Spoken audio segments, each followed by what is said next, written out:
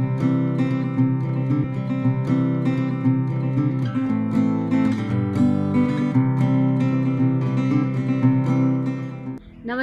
हरे कृष्णा। आज हम बात करेंगे स्वादिष्ठान चक्र के बारे में। जैसा कि आप सब जानते हैं कि ये चक्र अगर हमारा संतुलित नहीं होता है तो बहुत सारी शारीरिक समस्याएं और विकार उत्पन्न होता है, क्योंकि इसका तत्व जल है।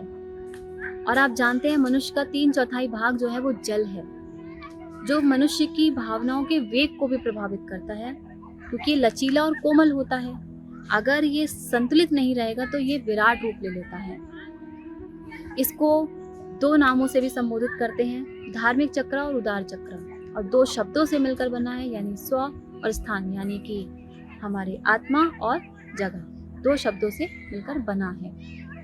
ये हमारे इसका केंद्र बिंदु जो होता है वो मूलाधार चक्र से ऊपर और मणिपुर चक्र से थोड़ा सा नीचे, यानी पसली के निचले हिस्से में स्थित होता है। और इसका जो प्रतीक होता है, यानी जो कमल के फूल की जो पंखुड़ियां होती हैं, उन 6 पंखुड़ियों के रूप में दर्शाया जाता है, क्योंकि ये 6 नकारात्मक विशेषताओं का प्रतिनिधित्व करता है, जैसे कि घृणा है, क्रोध है, अविश्वास है, आलस्य है, इन सब का प्रतिनिधित्व करता है। और इस केंद्र से 6 ध्वनियां निरंतर निकलती रहती हैं, क्योंकि ये 6 योग नाड़ियों को जोड़ता है। इस कारण से इसमें से ध्वनियां निकलती रहती हैं निरंतर। और इसका जो संबंध होता है वो चंद्रमा से होता है, इसलिए हमें शीतलता, सहजता और सहज बनाता है ये।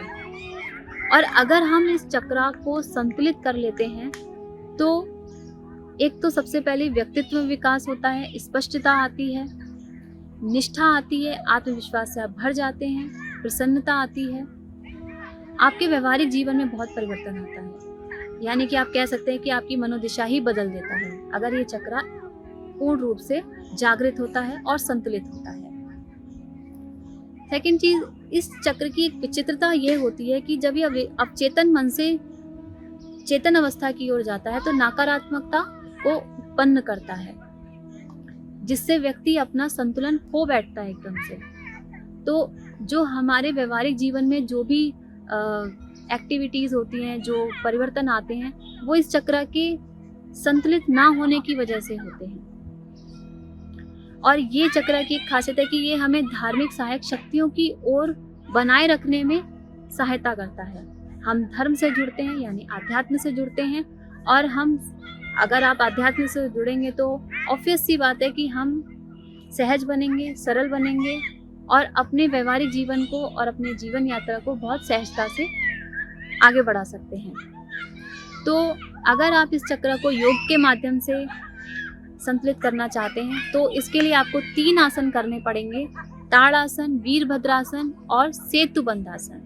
इन 3 आसनों का अभ्यास आप प्रतिदिन अभ्यास रोजाना करते हैं तो इस चक्र को आप संतुलित कर सकते हैं। और आप प्राणायाम करें, यानी कि आप सांसों का अभ्यास करें रोज सुबह के टाइम।